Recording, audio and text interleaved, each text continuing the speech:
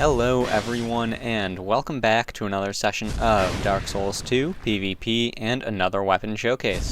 This time I am using the Curved Dragon Greatsword, and I've got to say, this is the first of the Curved Greatswords I've used, and I really like this thing a lot. Its moveset is a lot of fun. I mean, of course, weapons with movesets that shoot out things like Moonlight Greatsword and that, of course those weapons in general are a lot of fun, but the R1s, the running attacks, the jumping attack, and all that, all the other moves, it's a lot of fun to use.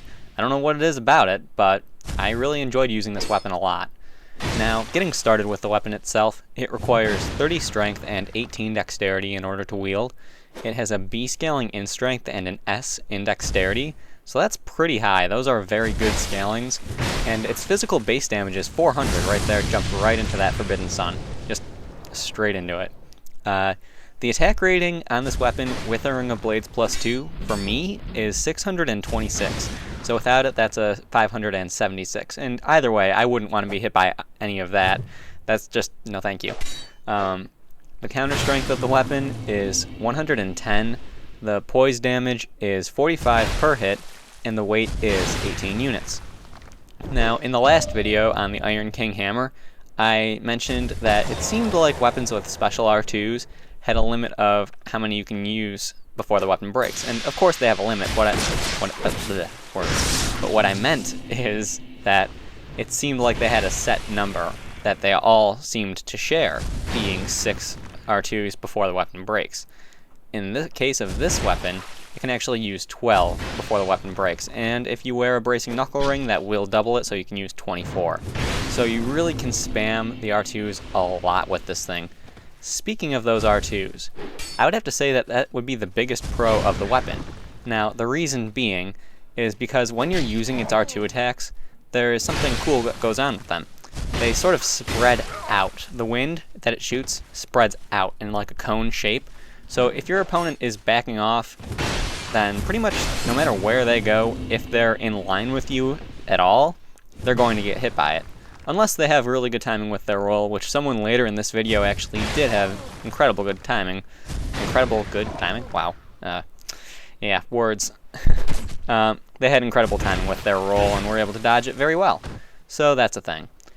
Other pros of the weapon, I would definitely have to say that its moveset is really fun to use and is really, really good. Like, it catches people off guard more often than you would expect it to. Although, I will say this, the biggest con of the weapon would be the fact that it's very easy to dodge if you know how. Now, the way that you do dodge this weapon would be simply roll into the swing. If you roll into the swing, then that's all you really need to do. And for people who are experienced at fighting curved great swords, that is, well, they're gonna have a very easy time getting around all of your attacks. That being said, you can still catch people off guard sometimes. Because, I mean, not everyone knows how to do it, so that's the thing. Other things about the weapon that are worth noting, the way that you get it, of course, that's something I probably should mention. After you get the Ashen Mist Heart, if you go to the Memory of the Dragon, where you get the Ancient Dragon Soul, you use the Ancient Dragon Soul to make this weapon with horn effects. So there's how you get the weapon itself. Other things about it, I honestly don't know what else to say. This weapon is fairly straightforward. When you do hit someone with it, you will rarely be able to hit them twice. It's usually a one hit and then back off sort of thing going on with this, because if you do hit them once, they'll be able to just roll right out of it, unless they're completely out of stamina. So, I mean, you really can't combo with it too well, and that is actually another con that I should have mentioned earlier. Excuse me. You can't really combo with this weapon very well at all, so that's something that you really should keep in mind. It's not like a lot of the other weapons in the game where you hit someone once and you can hit them 3 times. No. With this, it's slow enough so that people can roll out usually after the first hit. So, you know, it's not the end of the world, but you really can't combo with it.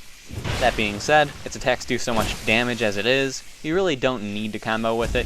I mean, you could probably just trade hits with someone throughout an entire fight and then you'll be fine. Another thing about the weapon with its R2s that I also forgot to mention, I'm just forgetting everything, with its R2s, it is possible to hit with the sword itself and hit with the shockwave, the wind that comes off. So both of those hits will count and both will do damage. And that can lead to some very high hits. I believe at one point I hit over 1,000 by doing that. Not in this video, unfortunately. It was when I was still practicing with the weapon.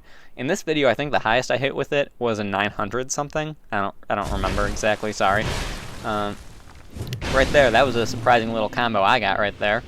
I was saying earlier how you really can't do him very often, but I think he was actually out of stamina, and I just had that timed very well. So it is what it is.